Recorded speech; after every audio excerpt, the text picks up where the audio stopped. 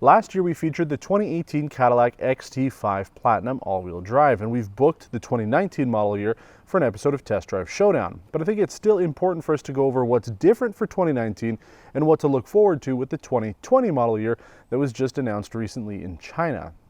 Our snapshot is on this 2019 Cadillac XT5 Platinum all-wheel drive. It comes in this Manhattan Noir metallic paint, jet black leather seating on the inside. It also has an $1,140 clear taillight package, $3,556 for the 20-inch midnight gray alloy rims, and the driver assistance package that we featured last year is now included on this trim. All in, the MSRP for this vehicle is $73,991 Canadian. We're going to be going over what you need to know if you're in the market for a midsize luxury crossover.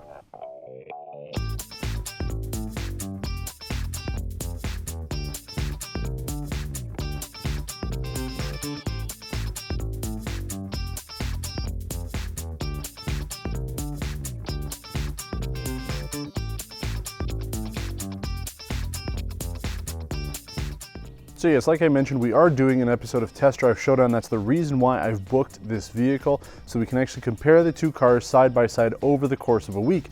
That showdown is on the newly named 2019 Lincoln Nautilus. So we're going to be doing that later on. If you're watching this new, stay tuned in a little bit. We will have that showdown coming. But the reason why I say it's important for us to look at the 2019 model year is because down the road, people will be searching for the 2019 XT5. They'll be looking at it in the used market, but also people are still looking to buy it today in 2019. Now, there's a couple new changes for 2019. They are pretty subtle. They have new colors, including this Manhattan Noir metallic paint. I think it looks really good, and especially when we talk around the back, you'll see why I like it so much. There are new interior colors as well, including Kona Brown full leather. It's not available on the fully loaded Platinum though, but you can get it on different trims, and that's what I do like about the XT5, is there's about half a dozen to a dozen different paint colors you can get that are included, 2 premium paint colors, and then again about a half a dozen interior leather choices. Unless you go for the Platinum, then you're looking at basically the maple sugar or black, but they still are nice seats nonetheless. Now, since this is an episode of Test Drive Snapshot, I do recommend looking at the 2018 XT5 video we did.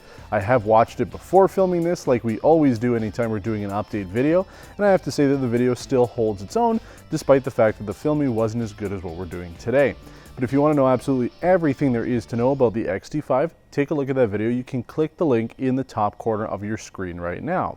We'll talk about the interior features that have changed when we jump on the inside, but essentially you do have full LED lighting on the outside, full set of safety tech like blind spot monitoring, lane keep assist, adaptive cruise control, and power folding mirrors. We've talked about it before, where you have to hold down the lock button on your key fob in order for them to close up.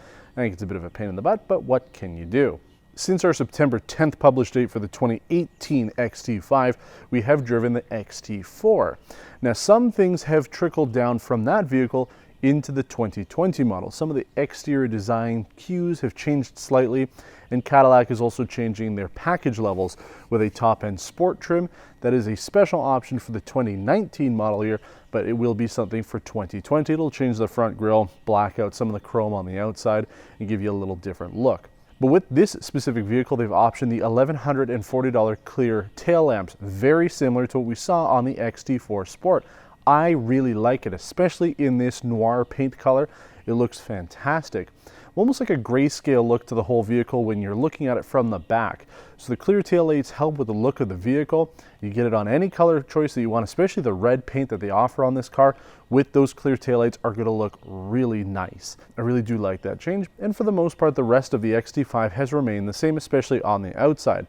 GM has optioned the 20-inch midnight gray rims on this car. You don't necessarily need them, especially for the price point. I think it helps to give this car a different look to it, and you can add the black ice trim all the way around the car as well to get some of the chrome bits a little darker, and I think that would be a pretty cool look with the rest of the interior and exterior features on this vehicle. But let's jump on the inside now. I want to talk about what's changed for 2019 in there, and then we'll take it on a road test. So I've decided to sit in the back seat this time, since the last review we did on the XT5 I was in the front the whole time. Gives you guys an opportunity to see how a big guy such as myself fits back here. Now the seat is where I would be seated if I was driving. I don't have tons of space, but not bad overall. It's just the headroom here isn't super good. I'm pretty much in the headliner here. If you have smaller people or children, they'll be able to fit back here without too much issue, but I am 6 foot and add a couple inches for the weight, so that's why I am pretty much in the headliner here. Now, I mentioned Kona Brown is a new interior color for the XT5. This is the jet black that you can get on the Platinum trim. It is very comfortable. We've talked about that before. You have some options for the driver's seat, as well as 2 memory options and an exit mode. Backseat wise, there isn't a ton of features, but you do have heated seats, tri-zone climate control, LED lighting, and the panoramic sunroof up top. Another note to change with this vehicle is it does have the carbon fiber weave inserts instead of the wood trim that we saw last year, so it is a bit of a different change. Some other things that have changed as well, very subtle, but they've removed the section of Microsuede that was on the dashboard. That used to run along the center. There's just a small strip of it now that runs along the center console and the door cards, plus the whole headliner is Microsuede, but they've replaced it now with a Provence leather instead. I don't know if that's just because people complained about it or they wanted to go with a different route, but I think it looks just as nice without having the Microsuede there and going with a leather design instead. Another change for 2019 is the wireless charger. It used to be a 5-watt wireless charging system. They've now upgraded it to a 15-watt charger, and my iPhone 8 Plus with a case does fit into it now, even though it isn't very deep. And we'll be talking about that when we wrap up, if the phone charges better than it did before, and if it charges to begin with. Now, I mentioned that we drove the XT4. That was about 3 months ago based on filming this episode here. It added some technology that's not offered on the XT5, something like massaging seats on the front, the updated rear view monitor, which gave some options to be able to move and zoom in the actual camera, even though the quality on it was not very good, and a new control interface for the Q infotainment system. Now, we aren't seeing that for the 2019 model that we have here, but for 2020, Cadillac does say that they are including most of those features. You will have the updated version of GM's rear view monitor. It has a slightly better resolution and controls to be able to zoom in and adjust the height of it. The new Q interface is also going to be offered on the 2020 model year. And a big change as well, something that we actually talked about with the XT5 last year, is an auto stop start override button. They are putting a button to turn that system off, so thankfully GM has listened to that. It, again, is not on this 2019 model, but will be there for 2020. And that's why I say it's important for us to do this episode. People are still buying the 2019 XT5. That's what's available today. And really, if you go to GM's website, they don't have any information about the 2020 XT5 yet because they've only talked about it in China. So people are still going to be buying this. It's important to note if you are thinking about making a purchase for a vehicle like this and maybe you want to wait for some of those features, or maybe those features don't matter to you and you want to get into the car as it is, which is what I want to do with the car right now. Let's take it on a road test, talk about how it performs on the road, if our opinion has changed over the last almost year since we featured it last, and everything else you need to know if you're in the market for the 2019 Cadillac XT5 Platinum. Well, it's been about a year since we drove the XT5 last. And while there isn't a whole lot that's different for 2019, like we mentioned, it still gives us a good opportunity to see how this car is a year later, as well as driving a number of other vehicles, especially a lot of stuff in the luxury segment. And 2 of the big vehicles that we've tested that compete directly with this since filming that is the BMW X5 xDrive 50i, although price is considerably higher, and at the same time we're driving the Lincoln Nautilus, which is the direct competitor to this. So it gives me a good opportunity to refresh my memory how this vehicle was and also see if it still would be a good choice for you if you're in the market for a $70,000 mid-size luxury crossover. And the answer still is yes. I really do like the drive of this vehicle. It's very smooth on the road, handles pretty well as well when you're going around corners, and overall the car is very comfortable. When you're looking at a Cadillac like this, it's not really about the total power and how quick you can go to 0 to 100 kilometers. The whole point is to have a comfortable driving experience and make it look a little flashy at the same time. And I have to say, fuel economy has been very good so far. We'll talk about those numbers at the end, but there's 2 technologies that helps reduce the total consumption that you're using for fuel. That twin clutch all-wheel drive system allows you to disengage the rear wheels. It's actually been in touring the whole time, so it's just using the front wheels. I can put it into all-wheel drive mode, and I can put it into sport mode if I want a little bit more traction and a little bit more control. The other technology is cylinder deactivation, which we have talked about on something like the Cadillac CT6 over a year ago. It will kick it down to, at least on the screen, it says it's a V4. I'm not quite sure which cylinders end up getting deactivated, but the most I've seen is it go down to what it says a V4. So you do have a little bit better fuel economy when you're driving at highway speeds and you're coasting or you're coming down to a slowdown. It will put it into 4 cylinders so you can save some gas. And I'll tell you at the end, that it has done pretty well both on our test loop and just driving around town and doing things in the village. Now, we talked last year as well that the XT5 is a very popular vehicle, and it's pretty much Cadillac's best-selling vehicle now, and it still sells really well despite the XT4 coming out. And we did drive that. I did talk about the XT4 quite a bit during our video and how it compares to this, and especially now that we've jumped back into this, how it compares still. And yeah, I mean, the XT4 has a really nice design. The interior is very different from what you get on this, and the drive is also different too. You only have that inline-4 turbo engine, whereas here you do have a naturally aspirated V6. That's the big change coming for next year.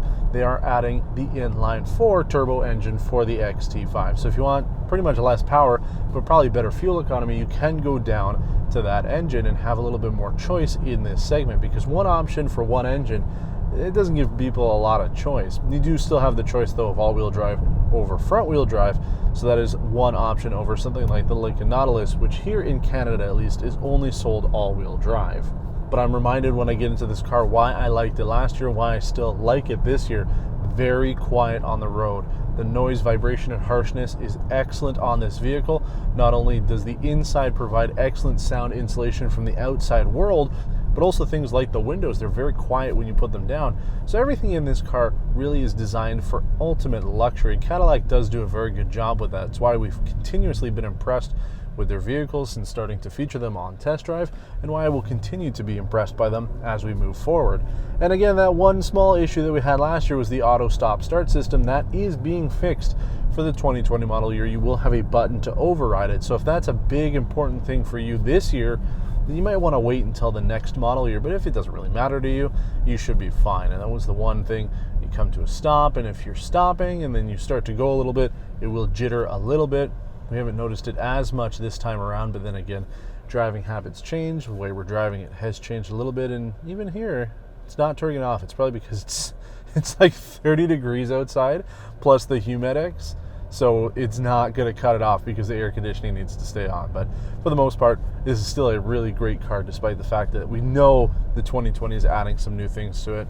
It's been sort of a trend here on test drive. We end up getting these cars right around the time that the next version's been announced already, but it's still important for us to go through. So excellent ride quality, excellent handling, comfort is very good. Seats are nice and comfortable here. Ventilated seats also work exceptionally well. It's something that we talked about a couple weeks ago when we had the Volkswagen Atlas, that the ventilated seats didn't really feel like they were doing anything, but with this car you can definitely feel that they're on, and it is nice on a very humid day like it is today. Last year we hadn't developed our test circuit for fuel economy, so we had the chance to record some fuel numbers this time around. The XT5 did 7.3 liters per 100 kilometers, or 32 US miles per gallon on our 100 kilometer test loop, and 10.1 liters per 100 kilometers, or 23 mpg during our week. The twin clutch all-wheel drive system definitely helps to keep fuel numbers low by running the vehicle in front wheel mode when you don't need anything else. But in terms of the rest of the XT5, our opinion hasn't changed much since last year. The new wireless charger does seem to work. My iPhone 8 Plus with a case was able to fit without issue, though it is snug, and it did charge well enough as long as it was positioned perfectly. The new paint colors are also great, especially the Manhattan Noir we had, along with the clear tail lamps. The small update for 2020 will bring some features over the complaints that we had last year. We're still experiencing some jittering with the auto stop start system, so an override for that will be greatly appreciated. Overall though, the 2019 model is still a solid buy for buyers looking for a slice of American luxury, comfort, and tranquility with a splash of Cadillac sportiness.